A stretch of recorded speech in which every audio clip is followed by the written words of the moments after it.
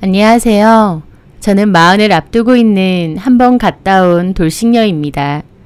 저는 8년 살았던 전 남편과 이혼을 하게 되었는데 이혼이 확정되는 날 너무 속 시원하고 홀가분했던 기억이 납니다. 그만큼 전 남편과는 다시 떠올리고 싶지도 않을 만큼 안 좋은 기억이 많거든요. 전 남편은 내가 뭐 때문에 결혼했을까 제 발등 찍고 싶을 만큼 최악인 사람이었습니다. 물론 결혼 초기까지만 해도 괜찮은 사람이었어요. 아니, 괜찮은 사람이라고 생각했었습니다. 하지만 밑바닥을 한번 치고 나니까 그 사람 진짜 본성이 나오더라고요. 그 본성은 제가 이혼을 결심하게끔 만들었고요. 결혼을 준비할 때만 해도 저희는 평범한 연인이었습니다. 둘 다 직장생활 잘하고 있었고 저는 남편을 성실하고 부지런한 자기관리 잘하는 그런 남자라고 생각했어요.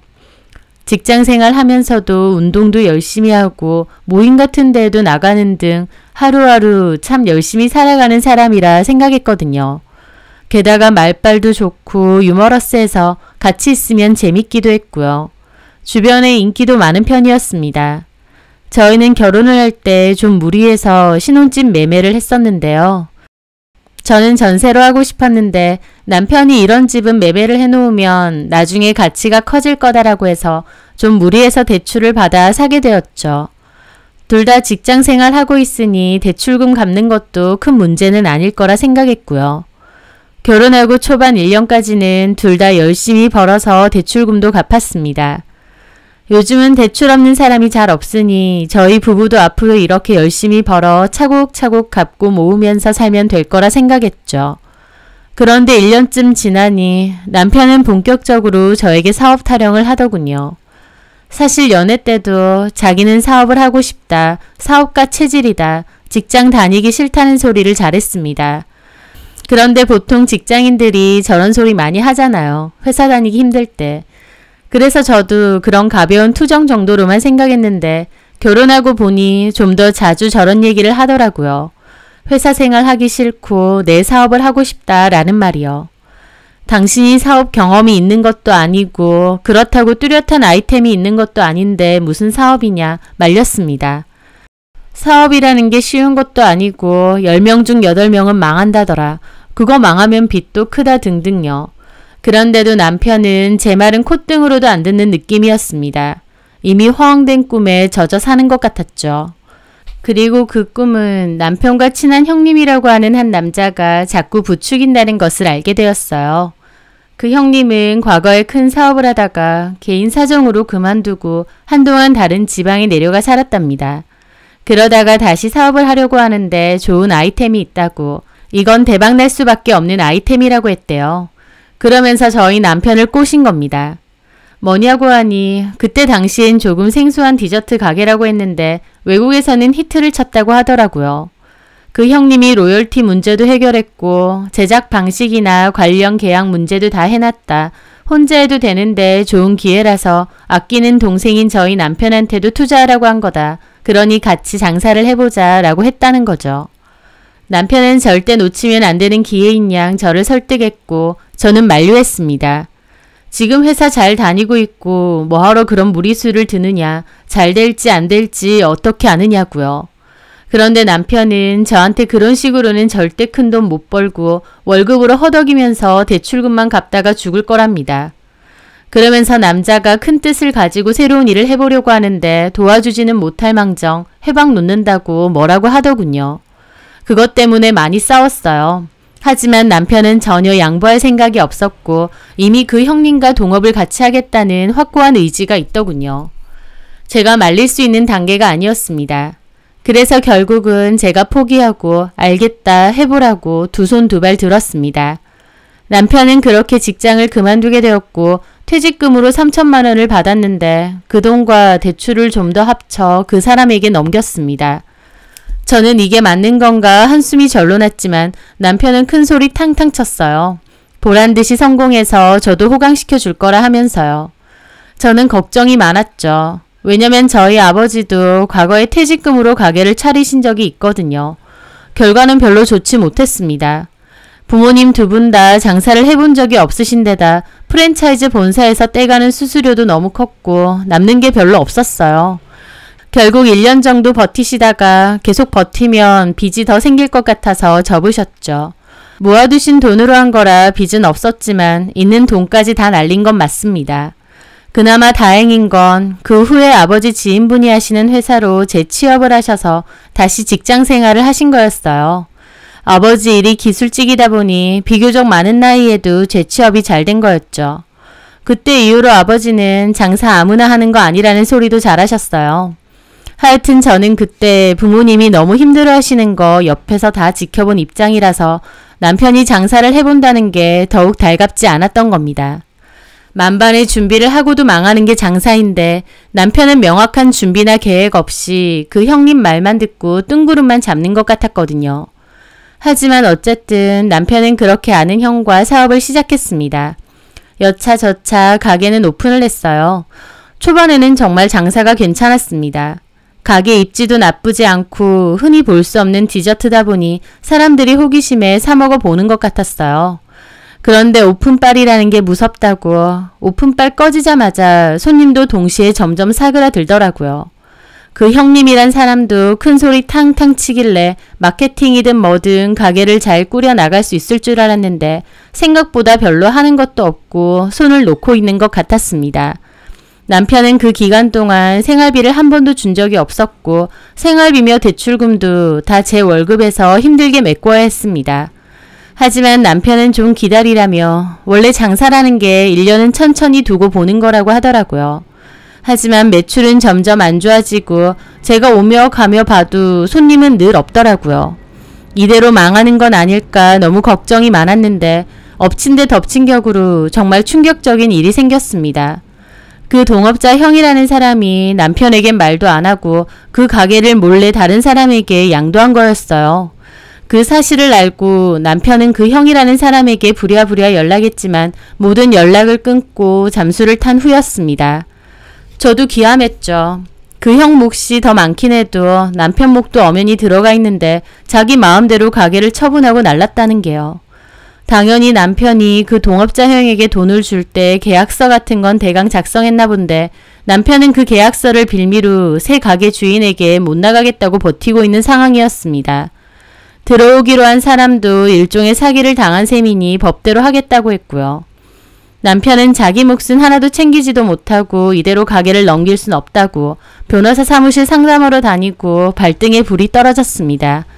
저도 그런 상황이 너무 힘들고 막막하기만 했죠.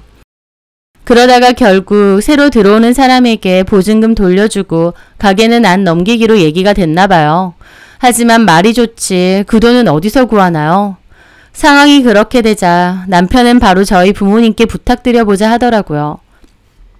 우리 부모님이 무슨 돈이 있다고 차라리 어머님 아버님께 말해보던가. 우리 엄마 아빠 쥐어짜내도 돈 나올 구석 없는 거 알잖아. 그래도 처가댁은 우리 집보단 낫잖아. 우리 집도 돈 없어. 전에 아빠 치킨집 하다가 망해서 있던 돈 다 날린 거 몰라? 그게 언제적 일인데. 지금은 다시 일하신 지 꽤 됐잖아. 나 이 가게 허무하게 날려야겠어? 이 가게 통으로 넘어가면 나 끝이야. 이게 마지막 기회라고. 남편은 절박하게 저한테 요구를 했습니다. 저도 답답한 건 마찬가지지만 정말 저희 부모님이 여유가 있으신 것도 아니고 난감하더라고요. 그래서 나라도 어떻게든 돈을 구해보겠다 했는데 그 사이를 못 참고 저희 부모님께 혼자 가서 울고불고 부탁을 한 겁니다. 사이가 울고불고 매달리며 살려달라 부탁을 하니 저희 부모님도 고민이 많으셨어요. 결국 저희 부모님이 갖고 계신 돈에 주변 분들에게까지 빌려서 돈을 마련해 주셨습니다. 남편은 감사하다고 이 은혜 절대 잊지 않겠다고 몇 번이나 저희 부모님께 인사를 했죠. 저도 너무 속상했지만 일단 급한 불부터 끄자는 생각이었습니다. 그러면서 남편에게 그랬죠. 우리 부모님도 지인분한테 빌려서까지 마련해 주신 거 알지? 그럼 알지. 너무 감사해. 이거 나중에 꼭 갚아야 해. 한꺼번에는 못 갚아도 조금씩이나마 갚아야 된다고. 당연한 거 아니야? 이걸 떼먹으면 그게 사람 새끼겠냐? 내가 어떻게 해서든 우리 가게 다시 일으켜서 성공할게. 그리고 장인어른 돈도 이자 두둑히 쳐서 다 갚을 거야. 걱정 마. 그렇게 큰 소리를 탕탕 치더라고요. 저희 부모님은 돈을 빌려주실 때 따로 공증까진 안 받더라도 차용증 정도는 쓰자고 하셔서 남편도 흔쾌히 알겠다고 했습니다. 그렇게 저희 부모님이 도와주신 돈으로 남편은 가게를 되찾았어요. 돈 갖고 나른 형님이란 인간도 경찰서에 고소를 했습니다. 남편은 잡히면 가만 안 둔다고 했지만 그 형님은 한국에서의 모든 생활을 정리했다는데 외국으로 나른 것 같기도 했습니다. 잡는 게 쉽지가 않더라고요. 하여튼 남편은 한동안은 그 형님 잡는다고 고군분투하다가 뜻대로 되지 않자 포기하고 가게 영업에 다시 집중했어요. 저도 직장 생활을 하긴 했지만 퇴근 후나 주말이 되면 남편 가게에 가서 일을 돕고 제 나름대로 홍보 마케팅에도 열을 올렸습니다. 사업이라는 게 아이템이 좋고 입지가 좋은 것도 중요하지만 홍보가 진짜 중요하더군요. 한 유명 유튜버가 저희 가게에 방문하고 나서부터 장사가 잘 되기 시작했거든요. 그렇게 한번 물꼬가 트이니까 상황이 확 좋아지더군요. 그 유튜버를 시작으로 다른 유튜버들도 많이 찾아오고 소위 인플루언서라는 사람들도 많이 왔어요. 매출은 점차 뛰기 시작했고 남편도 좋아서 어쩔 줄 몰라 하더군요. 그 도망간 형님 놈 배 아파 죽을 거라 하면서요. 하여튼 거의 망해가던 가게를 밑바닥부터 다시 시작해서 그 정도로 끌어올리는 데는 1년 정도 시간이 걸렸던 것 같습니다. 저는 직장 생활하면서 가게 일도 돕느라 살이 5kg가 빠지고 과로 때문에 코피를 쏟는 일도 많았어요. 하지만 다시 기회를 잡은 이상 그리고 그 기회가 저희 부모님이 힘들게 마련해 주신 돈으로 시작한 거다 보니 정말 최선을 다했습니다. 남편도 말할 것 없고요. 남편도 오히려 그 형님이랑 가게 할 때보다 더 심기일전으로 열심히 하더군요. 다행히 가게는 잘 됐고 매출도 꾸준하게 잘 나왔습니다. 여유가 되니 아르바이트생까지 2명 둘 정도가 됐고 저는 더 이상 가게에 나오지 않아도 되더라고요.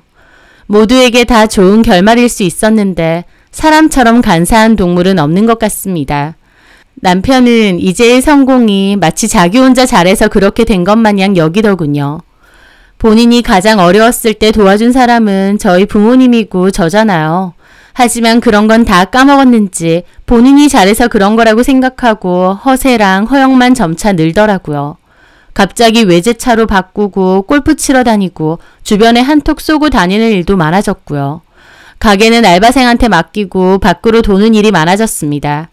게다가 제가 이제 가게도 안정이 되었으니 부모님께 빌린 돈을 조금씩 돌려드리자고 했어요. 사실 차 사는 것보다 저희 부모님 돈을 먼저 갚아야 되는 거 아닌가요?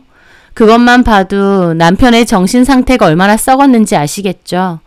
저는 한 번에 다 갚기에 큰 돈인 것 같으니 매달 100만 원씩 상환을 시작하자고 했습니다. 그런데 남편 한다는 소리가 그러면 내가 주는 150으로 장인어른 돈 갚아. 라는 겁니다. 그 150은 저희 생활비입니다. 그전까진 제 월급으로 생활비를 꾸역꾸역 해결하다가 남편 매출이 좋아지고부터 달에 150씩 생활비 명목으로 저에게 줬거든요. 남편 말인즉슨 생활비 150을 저희 부모님께 돈 갚는 용도로 드리고 제 돈으로 다시 생활비를 하라는 겁니다. 자기는 이런 한 푼도 더 안 내겠다 그 말이었죠. 제 월급으로는 아파트 대출금을 갚고 있었기에 생활비는 남편 돈으로 한 건데 당연히 줘야 될 생활비도 제가 다시 내라는 겁니다. 저는 기가 막혔죠. 지금 무슨 소리 하는 거야? 내 돈으로 대출 갚고 있던 거 잊었어? 당신은 겨우 생활비로 150 주는 게 다면서 그걸로 아빠 돈 갚자고? 장사 잘 된다며, 매출 좋다며. 그 돈은 다 어쩌고 나한테는 꼴랑 150 주는 건데?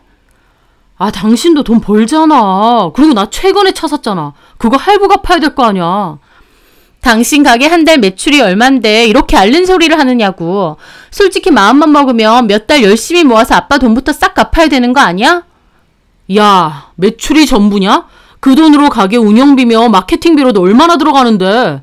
내가 그걸 몰라? 그거 다 제해도 충분히 남잖아. 제 말에 남편은 눈을 뒤집고 따지는 겁니다. 아니, 내가 힘들게 일해서 번 돈이고 내가 알아서 쓰겠다는데 네가 뭔데 돈을 내놔라 말한대. 라는 겁니다. 저는 몹시 놀랐습니다. 저한테 저렇게 눈 뒤집고 위협적으로 말한 적은 없거든요. 제가 무슨 떼인 돈 받으러 온 사람도 아니고 그 사기치고 도망간 형도 아닌데 저를 금방이라도 한 대 칠 듯이 노려보는 거였죠. 저도 너무 기분이 나쁘고 화가 나서 따졌습니다. 아빠한테 급하다고 돈 빌려달라 할 땐 언제고 화장실 들어갈 때 다르고 나올 때 달라? 아, 그래서 안 갚는다 했냐고. 톡 까놓고 말이야 바른 말이지. 장인어른도 그 돈 겨우 빌려주면서 차용증? 가족끼리 좀 너무하신 거 아니야? 너무한 게 누군데. 우리 부모님은 당신이 해서 주변에 돈까지 빌리면서 도와주신 거야. 아, 그러면 지금 아파트 팔아. 팔아서 그 돈으로 돌려드려. 진짜 더럽고 치사해서. 더럽고 치사해? 말 다 했어? 제 말에 남편은 저를 있는 대로 노려보더니 집을 나갔습니다. 돈 빌릴 때는 그렇게 굽신굽신 사정하더니 빌리고 나서는 완전 상황이 달라진 거였죠. 빌리고 나니 이제는 갚기 싫어진 모양이었습니다. 그 일을 빌미로 남편은 한동안 집에도 안 들어왔고 저도 속이 썩어 문드러지는 기분이더군요. 저희 부모님은 돈을 먼저 갚으라고 하신 적도 없습니다. 오히려 저희 남편 가게 잘 되니 다행이라고 안도하셨고 주변에 빌린 돈은 알아서 갚고 계셨어요. 저도 그게 얼마나 죄송한지 알아서 이제는 갚으려고 한 건데 남편은 돈 빌린 적이 없는 것 마냥 저렇게 구는 겁니다. 저렇게 뻔뻔한 인간이었나 싶기도 하고 가게가 좀 잘 된다고 저렇게 손바닥 뒤집듯 사람이 바뀌나 너무 실망스럽고 기가 막혔던 것 같아요. 게다가 가게가 잘 되면 좀 더 가게에 신경을 써야 되는데 그냥 알바생한테 넘기고 본인은 모임 다니고 운동 다니고 놀러 다니기 바빴죠. 아마 그 과정에서 바람도 폈던 것 같습니다. 참 가지가지한 거죠. 남편은 다시 집으로는 왔는데 저하고는 완전 냉전 상태였고 저도 이대로 결혼 생활을 유지하는 게 맞는지 고민이 많았었습니다. 그러다 남편 옷에서 여자 향수 냄새가 나는 것 같아 의심스럽던 찰나 남편 들고 다니는 가방 안에 반쯤 먹은 비아그라가 있다는 것을 보게 되었습니다. 저하고는 완전 사이가 틀어져서 부부관계가 전혀 없었다 보니 다른 여자를 만나고 다닌다는 사실을 깨달았죠. 그 후로 저는 몰래 남편 폰을 뒤져봤어요. 결혼 생활 내내 한 번도 남편 폰을 본 적이 없던 걸 아니까 남편도 조심성 없이 증거들을 마구 흘려놨더군요. 상간녀와 나눈 저질스러운 대화들이 가득했고 저는 배신감에 울면서 그 대화들을 다 제 폰으로 찍어놨습니다. 입에 담기도 더러운 대화들이 오가고 서로 사랑한다느니 운명이라느니 너랑 같이 살고 싶다느니 난리 부르스를 쳤더라고요. 자기들끼리는 어찌나 간절하고 절절한지 그걸 보는데 화가 나다 못해 슬픈 감정까지 들었습니다. 가게 다시 일으켜볼 거라고 잠까지 줄여가며 옆에서 도와줬던 조강지처는 내팽개치고 이제 좀 살만하다고 바람부터 피는 저 인간. 자기 와이프가 어쩌고 하며 제 얘기까지 거론하면서 유부남과 바람 피우는 그 여자. 그 여자 프로필 사진 목록을 눌러보니 중학생 정도로 보이는 딸까지 있더라고요. 딸 사진 걸어놓고 이러고 다니는구나. 남편이나 그 여자나 너무 더럽고 치 떨리는 인간들 같았습니다. 저는 피눈물을 흘리며 그 증거 다 모았고 남편에게 추궁했습니다. 제가 증거부터 다 뒤밀며 얘기하니 남의 폼 뒤졌느냐 더 큰 소리 치더니 뭘 원하냐고 묻는 겁니다. 저는 이혼하고 싶다고 했어요. 남편도 좋다고 이혼해준다고 당장이라도 해주겠다 오히려 반가워하더군요.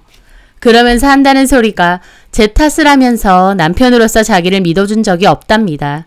직장 그만두고 사업 시작한다 했을 때도 무조건 말리기만 하고 저희 부모님 돈이라도 빌려야 된다고 했을 때 무조건 말리는 것도 너무 서운했답니다. 이제 와서 어떻게든 제 탓하려고 하는데 너무 가짱기도 하고 진짜 남은 정까지 다 떨어지더군요.